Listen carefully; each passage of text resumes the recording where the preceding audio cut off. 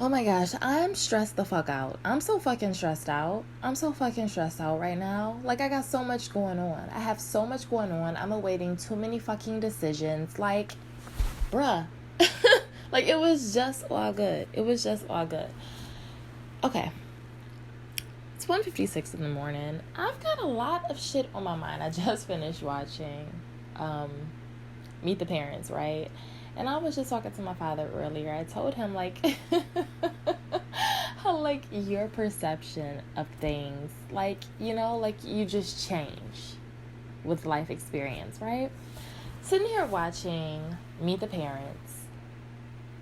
Love Ben Stiller's movies. I just think that almost anything that he touches is fucking gold. Almost anything. I haven't, and I say that because I've not seen everything that he's done. Before I get too far gone, in case it's not clear, in case it's not obvious, in case this is your first time listening to me hearing this voice, hey, I am stoned. I'm stoned out of my fucking mind. Did I already say that? Maybe. But so anyway, sitting here watching Meet the Parents, and Ben Stiller's character of Greg Gaylord Fokker, or Gaylord Greg Fokker, he's completely unlikable through like the entire fucking movie up until the last, like up until he gets to the airport. That was when, like, cause I totally fucking, I thought he deserved everything that came to him. He deserved everything he got. I'm like, that's what the fuck you get. That's what the fuck you get. That right there, that's what the fuck you get. Cause he was just like so like there are certain people who are really, really good at playing just like smug, arrogant assholes. I mean, like, most people can do it, but like to consistently be able to play like a smug, arrogant, like the only other person in my opinion that I can think of off the top of my head who has the ability to just play like that smug asshole, just like that human Peter Griffin, aside from Ben Stiller, because there was another movie that I saw. There's another Ben Stiller movie that I can't think of right now where he's just very smug and arrogant, and you're like, he's just like too good at being an asshole. But who I'm talking about is like, I believe that this was the inspiration. I believe this was the inspiration for Family Guy. In particular, not The Simpsons. I think The Simpsons had a lot to do with it, but Chevy Chase.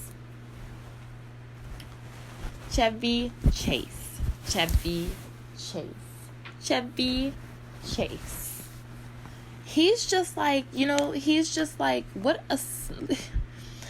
And I hear he's racist, I guess. Who gives a fuck, right? I'm just so over, like, race talk. It's just like, shut the fuck up about it. Shut the fuck up about it. And people are like, there are serious issues going on within the black community. Don't you care? Don't you give a fuck? Well, yeah, I do, but I'm just the woman in all this. I'm just the woman in all this. And if men have not been able to do it, specifically black men, if black men have not been able to do it since the beginning of time, and black women, we've attempted to pick up the slack, and we couldn't do it, for generations upon generations. I'm just over it. I forget how I got here, but I want to go back. So what I was saying originally is like, Ben Stiller and Chevy Chase are just really, really good at playing smug fucking assholes. You know who else? That's who else. That's who I was thinking of. Bill Murray. Bill Murray. I was watching Kingpin not too long ago. That movie's so fucking funny. I was watching Kingpin actually just a few days ago. And I was like, Bill Murray, yeah. Like, I can totally see how he's not even an asshole, just like a fucking I don't know. What's appropriate? Dick, douche, asshole, cocksucker.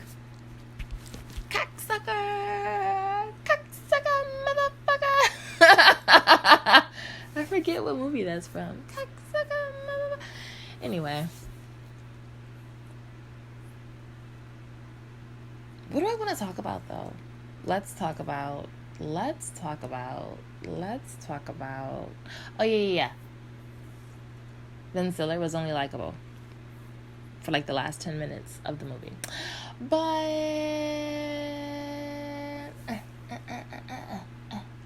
damn, I've been talking for like 6 minutes already. I gotta make a point, right?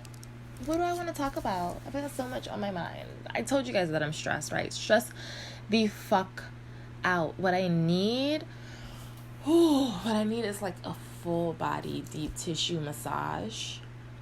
I need like a really, really nice private solo lunch at like the Capitol Grill. And just like a leisurely stoned stroll through like the mall. Just to kind of like peruse and take my mind off of things. Because I'm stressed the fuck out. Technically, I should have gotten a decision. Listen, like, it is what it is. Like, because eventually I'm going to let all this shit out. And I am looking forward to it. What I really want to talk about, though, if we can, I realized earlier today, I mean the other morning. So yesterday morning, because right now it's 1. What time is it? No, I didn't mean to push that. What time is it? It's 2:03 a.m. And early this morning, not yesterday morning, the day before yesterday morning, I had woken up to watch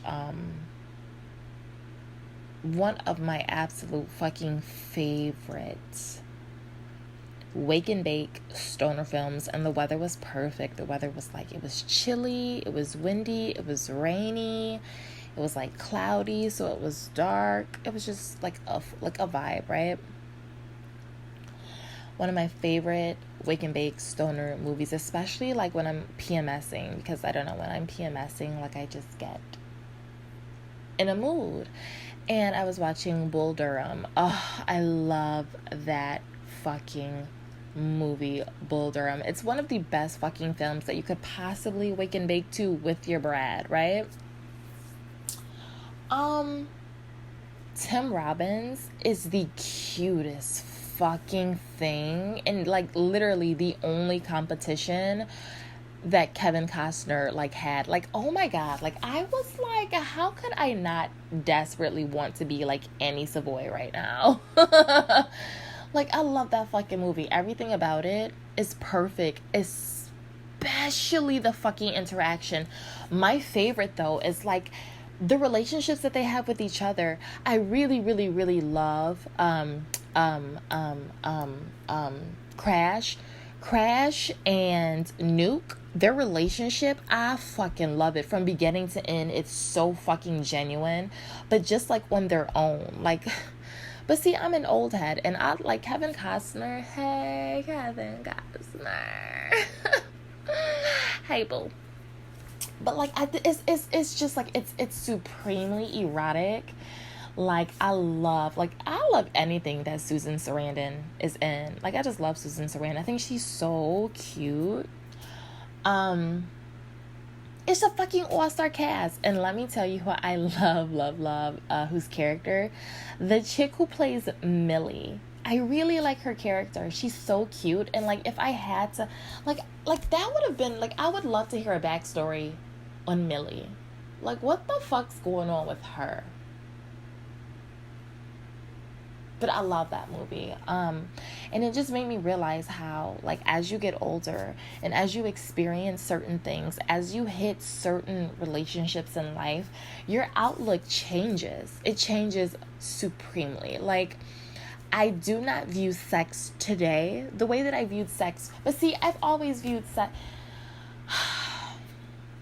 And see, that's where it gets, like, that's where it gets weird. And this is where, like, my mind started to wander. So if you could just, like, hang in there with me, I'm going to try to make this quick, right? We're probably going to tap out at, like, 20 minutes because I'm already halfway there, but I do have to hit my bowl.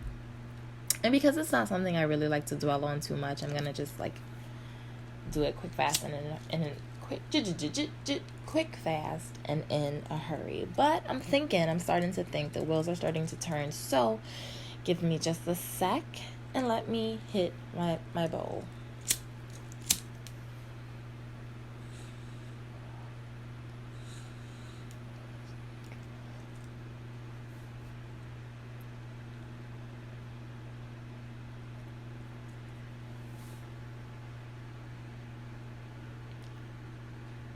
Okay, that was pretty smooth. That was so smooth. I don't trust it. Let me...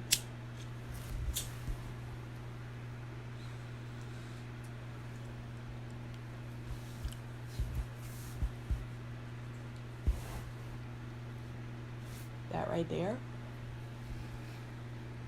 That right there.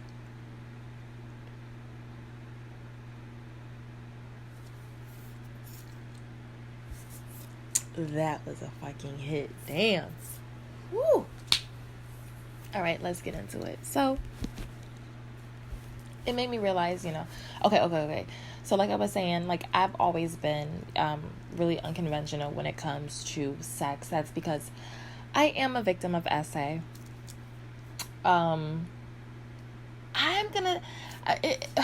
When I was very, very young, it's a memory that thankfully I've been able to block out, but I know that it's there. I was just too knowledgeable for such a small being, and there are certain things that I can remember very, very well. For example, I think I've said this before, but one of the things that I can remember very well is I remember being like 2 years old and standing in a doorway holding my sippy cup in my fucking diaper.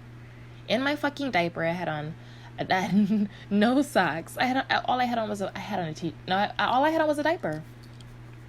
And I was standing there with my sippy cup, and I was looking at my mother's back as she stood at the kitchen sink, and she was cleaning out one of my bottles with a brush. It was another time that I remember I was in a high chair and I had on a diaper and a shirt, and that was the shirt because I was thinking of a shirt. I had a shirt with with like purple juice on it. And so, like, I remember, there are certain things that I remember, and so I'm a victim of SA, and I don't channel that at all. If I can stand to help it, I know it happened. That's all I need to know. I know that because I've always been very, very good. One thing that I've heard my entire fucking life, before I even understood what the fuck it meant, before I was even of age to understand it, is that I have a lot of sex appeal. Not the most attractive woman in the world, but I've got a lot of sex appeal. And I've noticed that to be true the older that I got. I think I probably really, like, sat on that thought probably when I was maybe, like, 17. Because I realized that I am very flirtatious and just by nature, and my mom's just a natural flirt, but so is my father. So, naturally flirtatious. I lead with certain things, I guess. I lead with my eyes a lot, I guess, and with my body language too, which is fascinating as far as I'm concerned, because I have always gotten a lot of attention, and I feel like I hit a burnout.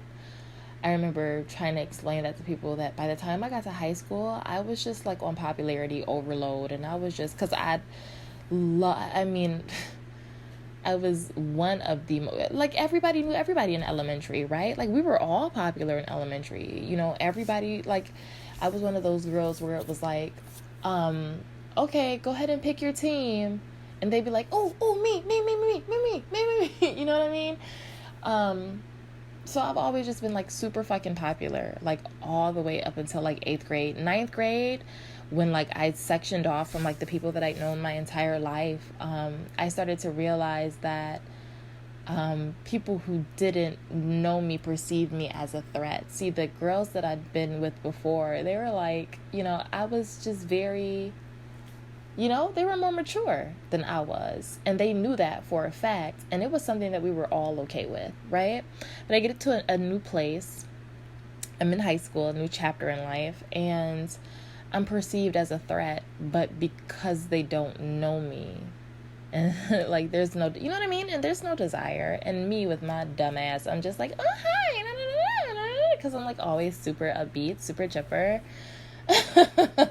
I mean, whether those are the underlying feelings or not, I'm just really, really good at leaving my baggage at the door, or at least putting on a good face, always, like that's just me. Like I'm always, and like every time, like anyway. So, I was very advanced. I was, if any of you know who Nancy Friday is, I was reading Nancy Friday books. Yeah.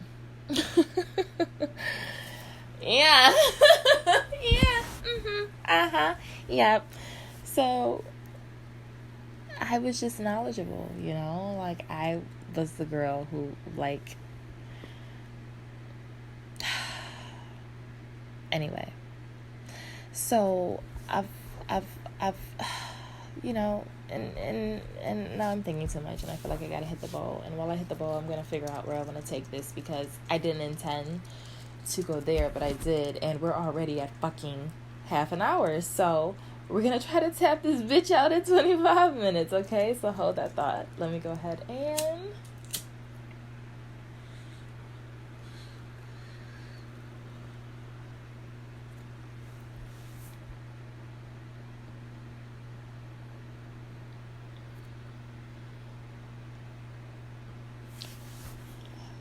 okay. And so anyway, I remember being in high school, and I remember being perceived as this threat, and the guys were very vocal about it, because like I'm new to the school, and there are already seniors and juniors and sophomores there, so I'm a freshman, but people have been there already, so I'm new meat. So immediately I'm getting a lot of attention, and of course it has nothing to do with my appearance, because I was a funny looking, I wasn't even funny looking, but I had funny looking things going on, right? Got the little unibrow going. I'm a little fur baby, kind of fuzzy wuzzy was a beer, kind of fuzzy, like Dallas. You know what I mean? It's not going nowhere. I don't give a fuck. Shit. It's never stopped me from getting dick. It's all good. Like, I've embraced who I am, Long gotten rid of the unibrow, but that's just like a personal thing. Like, I've spent half my life with it. Would like to spend the other half without it. It's like when white girls get a perm. They're like, okay, I'm over the perm. Or even like when black folks do like the Jerry curl. And it's like, anyway. Or the Farrah Fawcett.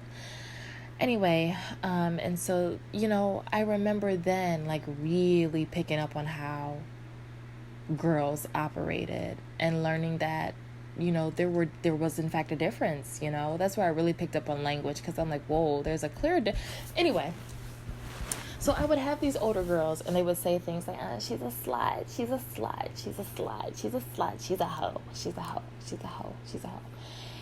And I was like, huh.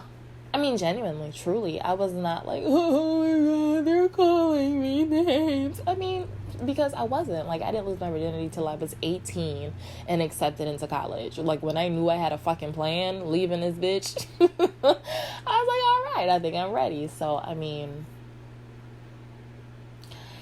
anyway. But, and so I was like, okay, is that what they get from me? Is that what they... And so anyway, one day I was walking through school, and I happened to overhear this girl, this bitch. She's like, oh, she's a slut. And he was like, the guy, the boy she was talking, the boy she was talking to, he was like, who, her? Nah, she ain't no slut. She was like, how you know? And he was like, you can tell by the way she walked.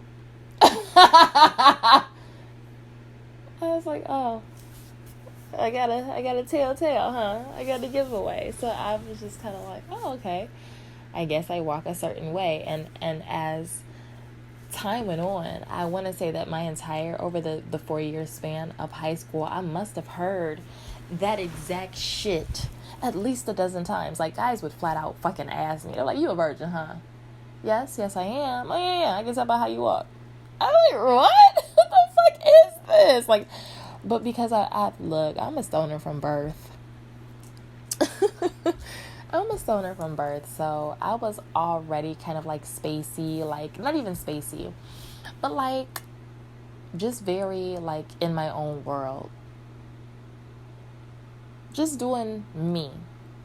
Like, I was the kid who, like, my mom be like, oh yeah, just go ahead and, oh, her? Yeah, go ahead, give her a book. Yeah, that's my baby. Give her a book. She'll be alright. And I was. They were like, just give her this book. She'll be okay. She's like, yeah, she loves to read. Give her the book. And I would be chilling. Like, they'd be like, hey, little girl, you okay? You thirsty? You want something to drink? I'm like, bitch, don't you see me reading this motherfucking book, bitch? Look, I'm trying to hit chapter 10 before we dip. So, like, I was cool being a loner. And so, when I actually lost my virginity, I was 18 years old, and legit, it was just to get it out the way. I was like, what's the hype? He lasted all of 90 seconds, and I feel like I'm being nice by saying that. He lasted all of 90 seconds. He was disappointed that he only lasted 90 seconds. It was protected, thank God. But it basically reinforced what my mother had told me previously. She was like, sex is overrated. You're probably not going to come and tell me when you're ready, but sex is overrated. Like, you'll more than likely be disappointed the first time around. And she was absolutely fucking right. And I told her as much. She was like, but I told you. I was like, yeah. She's like, yeah, but you gotta learn for yourself. And so I knew right away that I was not someone who was like, I don't know. And people would say, oh, it's because he ain't do it right. I mean, obviously. But, like, we were kids. And, this is what I'm going to do. I'm just going to do a part 2 because I'm running my fucking mouth. I'm already tired of talking. I'm thirsty. I really want to work on this bowl. So I'm going to do a part 2 after I round this out.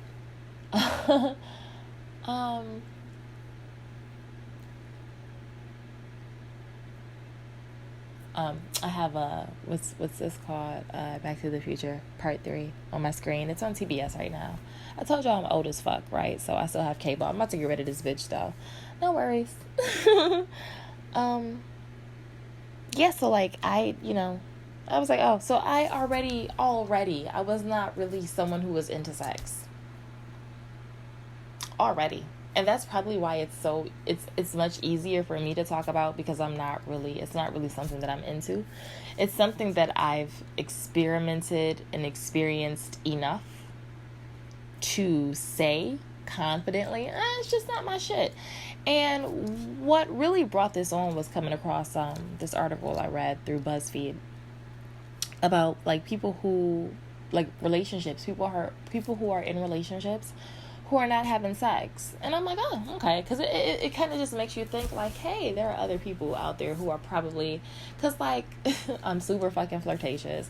But see, again, I view sex differently. I've realized that I'm not really someone who's into penetration. I'm not into penetration. I'm not into anything digital. I'm a pillow queen, a pillow princess. I mean... that's just what the fuck it is. And that does link to my essay, for sure. Because I was a child. I was a baby.